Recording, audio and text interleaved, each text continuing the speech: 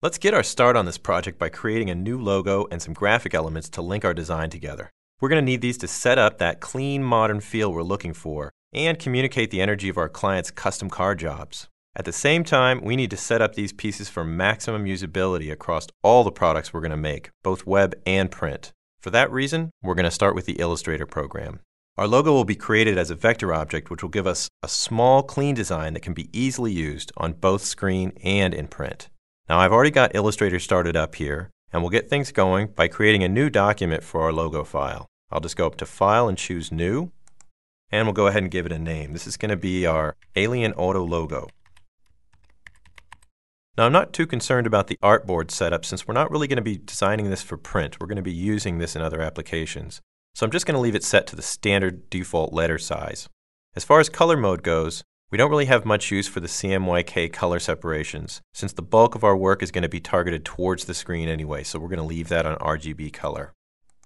Now we're going to get things started with a sketch that's been prepared.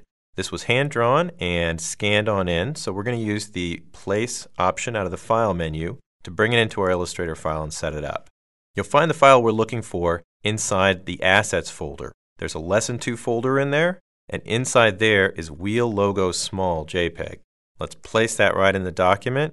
There we can see our designer's sketch of what this concept logo should look like. Now we've got a nice sketch started that we want to convert into a nice, clean, vectorized logo. Our emphasis for this is going to be on that clean portion. We want it simple, but we still want it to convey all the feel that we've got out of this sketch here. We've got the flaming tire with a very modern, nice rim on it, and we want to keep all that detail in our finished drawing. Now, of course, if you're very adept at the Illustrator program, you may want to just go ahead and create this in Illustrator, but I wanted to take advantage of a couple of features that are new and improved in the CS2 version, and that is Live Trace. What Live Trace is going to do is it's going to take a look at the pixels that we have from the scanned-in image that we're using as a reference, and it's going to trace around those pixels and convert them into nice filled vector shapes for us. This is really, really fast whenever you're setting up any kind of logo design, and the results are always really nice and professional quality. To access the Live Trace feature, all I need to do is make sure that my sketch is selected, and I can use the Live Trace button right up here at the top. Now you can see it's already taken some default settings and gone and converted this into a logo. Let me switch over to my normal selection tool. And actually I'm going to move it over here to the left-hand side so we can make some room for this. So I'm just going to use my space bar, and that'll access the hand tool for me. I can just push this over here to the left. Now I did that because I want to take a look at the settings it used to trace this up. This is pretty much where it gets the live part of its name from.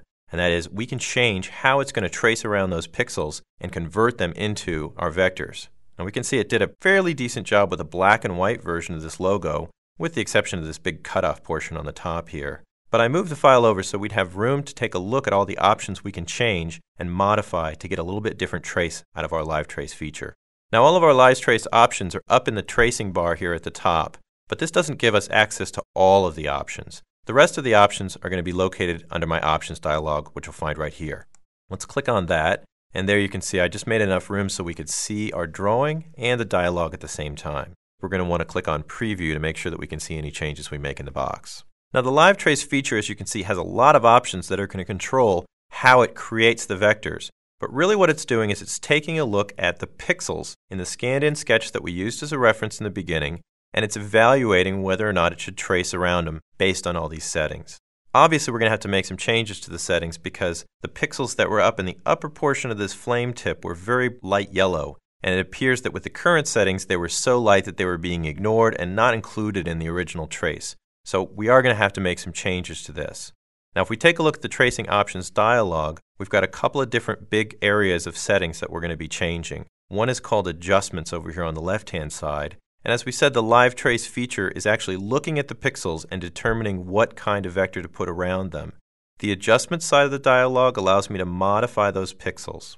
As a very quick example, the Blur option down in here, if you've got pixels that create a little bit of a jaggy, stair-steppy image, you may want to add a little blur to them so that the resulting vector isn't quite as jaggy and stair-steppy as the original image was.